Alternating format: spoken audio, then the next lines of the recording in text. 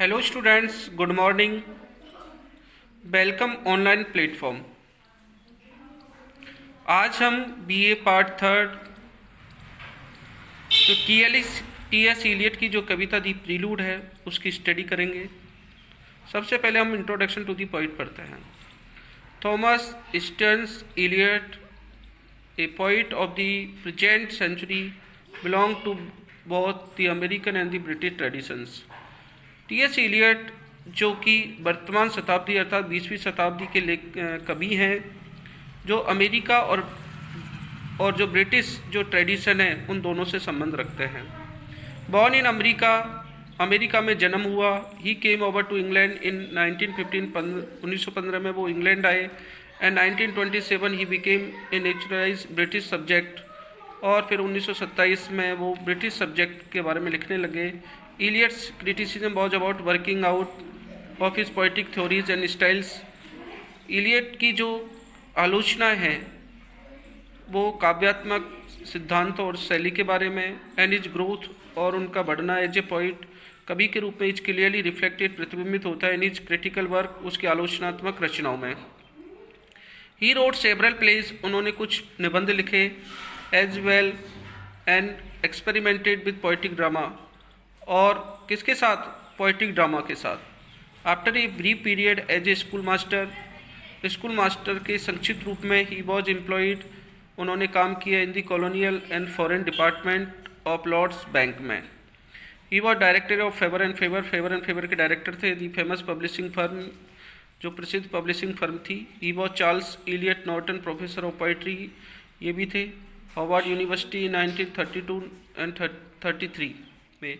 He was awarded Nobel prize for literature, साहित्य का उन्हें नोबेल प्राइज़ मिला इन 1948 में।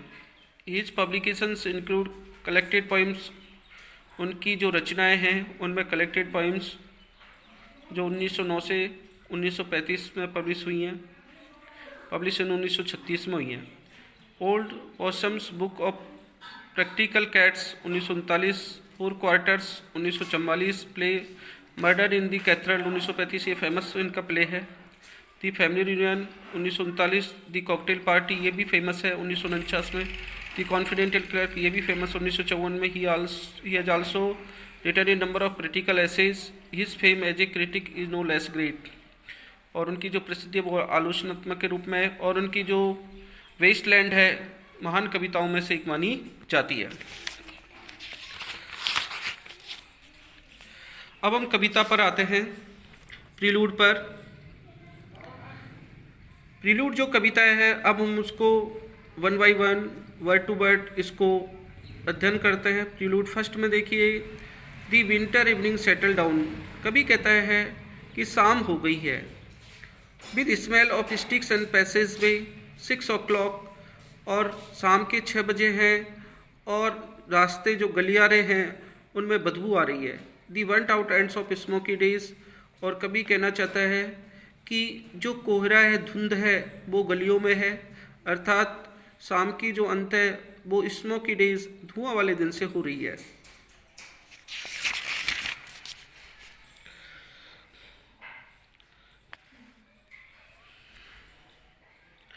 And now a gusty sober wraps the grimy scrap, अब फिर कभी कह रहा है कि सुबह, एंड नाउ अब गस्टी मने धूल भरे गंदे, सोबर रैप्स जो कागज़ हैं, दी ग्रीमी वो भी गंदे कागज़, और विदर्ड लीव्स और पत्ते जो हैं, अबाउट योर फीट तुम्हारे पैरों से चिपकते हैं, एंड न्यूज़पेपर और समाचार पत्र फ्रॉम वैकेंट लॉट्स जो खाली पड़े हुए हैं, जो गंदे जो कागज़ हैं, पत्ते हैं, वो जब आप चलते हो तो आपसे वो आपके पैरों में लिपटते हैं। दी सोबर बीट ऑन ब्रोकन ब्लाइंड्स, कभी यहाँ पर फिर कह रहा है कि जो बरसात है वो हो रही है, और वो किससे टकरा रही है? ब्रोकन ब्लाइंड्स, टूटे हुए शीशों से, एंड चिमनी पोर्ट से। And at the corner of the street, और गली के कोने में, लॉन्डी कैब हॉर्स, एक अकेला जो घोड़ा है, स्टीम, वो जो स्टीम्स माने क्या होता है कि फुफकारना, अर्थात भाप लेना, और स्टैम्प्स जो अपने खुर को पटक रहा है। And then the lighting of the lamps, और तब जो लैंप हैं उनको जला दिया गया है। दी मॉर्निंग कम्स टू कॉन्शियसनेस, आप प्रीलूड सेकंड पढ़ते हैं कि जो सुबह है वो फेंट स्टेल स्मेल ऑफ बियर, उसकी शुरुआत जो हल्की बासी जो गंध आ रही है बियर की, जो लोगों ने शाम को बियर पी थी अब सुबह वो जा रहे हैं और उनके मुख से हल्की हल्की बियर की बदबू आ रही है, उससे होती है। फ्रॉम दी साडस्ट ट्रैम्पल्ड स्ट्रीट, और जो गली है वो उसको कुचला जा रहा है, अर्थात लोग उसमें से गुजर रहे हैं with all it muddy feet that press, और अपने कीचड़ युक्त पैरों से उसको दबा रहे हैं। और किसकी ओर जा रहे हैं? टू अर्ली कॉफ़ी स्टैंड, और वो जो कॉफ़ी स्टैंड्स हैं अर्थात वो चाय पीने के लिए जा रहे हैं। With the other masquerades that time resumes, फिर कभी कह रहा है कि अगले उसमें प्रील्यूड में कि रंगमंच को तैयार किया जा रहा है। मॉस्क्यूट्स रंगमंच को, दी टाइम रिज्यूम्स उसका वर्णन करने के लिए, बताने के लिए सभी को। One things of all the hands, और सब सोचते हैं कि सभी के हाथ जो हैं that are raising dingy sets, वो उठ रहे हैं। Dingy sets in 1000 furnish rooms, हजारों सुसज्जित कमरों से उन गंदी आकृतियों को हटाने के लिए। डिंगी सेट्स में गंदी आकृतियों को।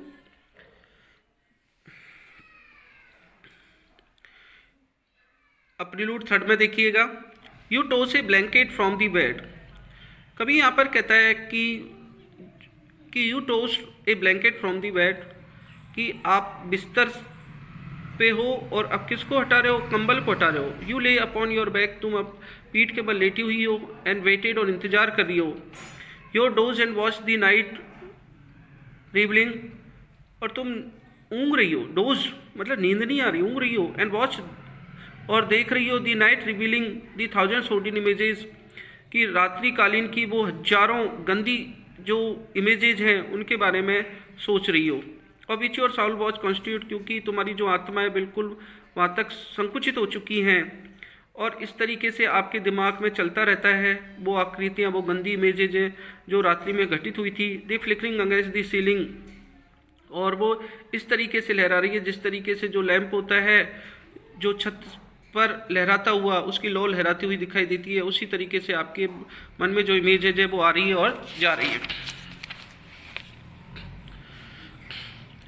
And when all the word come back, फिर कह रहा है कि पूरा का पूरा जो संसार है, and the light crept up between the shutters, कि जो प्रकाश है वो शटर्स के बीच में आ रहा है, रेंग रहा है। You here the sparrows in the gutters, और गटर में से तुम स्पैरों की आवाज़ को सुनती हो, अर्थात गंदी इमेजेज का यहाँ पर प्रयोग किया गया है।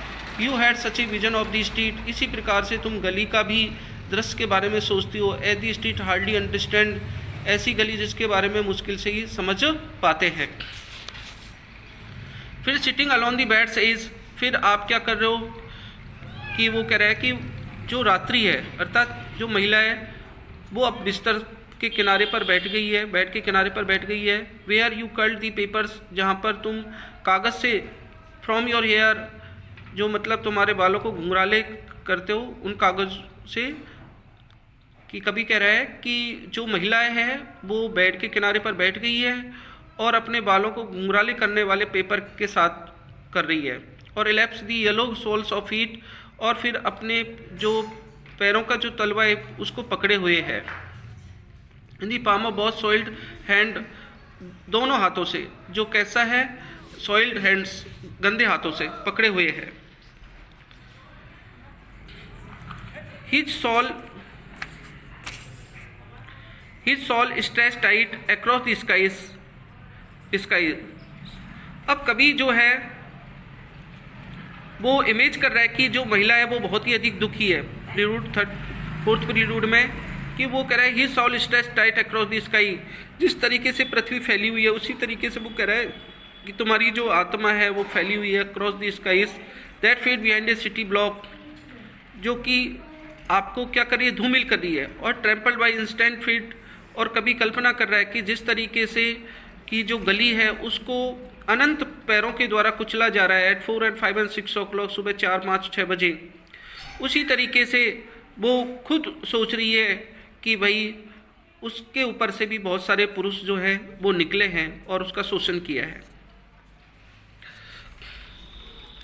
And short square fingers stuffing pipes, और सुबह के समय जो लोग हैं वो अपनी उंगलियों में जो स्टफिंग पाइप्स है, तम्बाकू जो बीड़ी सिगरेट है उसको लिए हुए हैं, इवनिंग न्यूज़पेपर, शाम के समाचार पत्र को, एंड आइज एश्योर टू सर्टनिटीज़, और उनकी जो आंखें हैं वो निश्चितता के प्रति आश्वस्त हैं। The conscious of black and street, और चेतना उस ब्लैक एंड स्ट्रीट, उस काली स्ट्रीट अर्थात जो कि उसको कुचला जा रहा है, वो गंदी image, impatient to assume the but, और वो कह रहा है कि इस प्रकार का तो जो संसार है वो लगातार रूप से क्या है, चला आ रहा है। अर्थात कि मतलब वो कह रहा है कि ये तो पीड़ा कैसी है, अनंत है, इसका कभी भी समापन नहीं होने वाला है।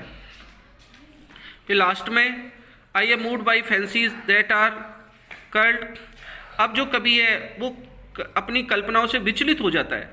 I am moved by fancy कल्पना दैट आर कर्ल्ड, मुझे विचलित कर देती है, अराउंड दीज इमेजेस, इन इमेजेसों के चारों and killing the notion of some identity gentle, और ये मेरे से चिपकी हुई है।